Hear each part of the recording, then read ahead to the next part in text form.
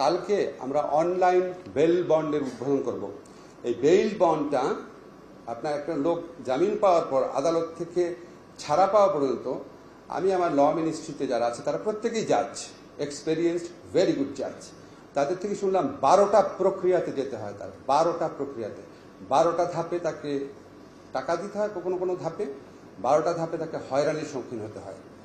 আগামীকাল আমরা pilot project চালু করছি। একটা ক্লিক করবে আদালতের রায় থেকে সরাসরি এটা জেলখানায় পৌঁছে যাবে, যে জেলখানায় আসামি আছে।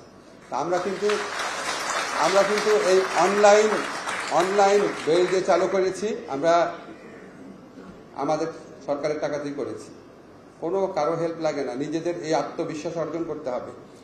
আমরা একটা অসাধারণ প্রোগ্রাম করেছি, আমি বলতে চাই, সেটা হচ্ছে লিগ্যাল এইড সার্ভিসটাকে যে আমরা এক্সপ্যান্ড করেছি, যে 11 ধরনের মামলাতে প্রথমেই এটা লিগ্যাল এইডে আসতে হবে, ম্যান্ডেটরি করেছি। যদি স্যাটিসফাইড না হয় কোর্টে যেতে পারে।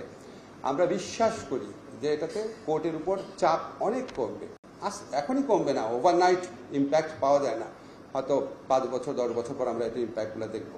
আমি এই কথাগুলো এই জন্য বললাম, আমি একদম আমার স্টুডেন্ট লাইফ থেকে দেখেছি, যা কিছু হয় আমরা মনে করি ওনারা হেল্প না করলে আমরা পারবো না, এটা আসলে ঠিক না। আমাদের এই আত্মবিশ্বাস, আমাদের সরকারের অনেক টাকা, বিশ্বাস করেন অনেক টাকা। আমি বলি আপনাদেরকে, আমার প্রবাসী কল্যাণ ব্যাংকে ওখানে 1600 কোটি টাকা আছে। আমাদের আইজিআর অফিস, রেজিস্ট্রার অফিস, সেখানে প্রায় 1500 কোটি টাকা আছে। এইগুলি কেউ খেয়াল করে না যে আমরা নিজের টাকা ব্যবহার করে নিজেরা অনেক অনেক অনেক অনেক ভালো কাজ করতে পারি। আমাদের of course we need support from UNDP and other development partners. When we went to South Africa, with a view to form a Truth and Reconciliation Commission, they came forward to support us. Definitely, in some cases, we definitely need their support.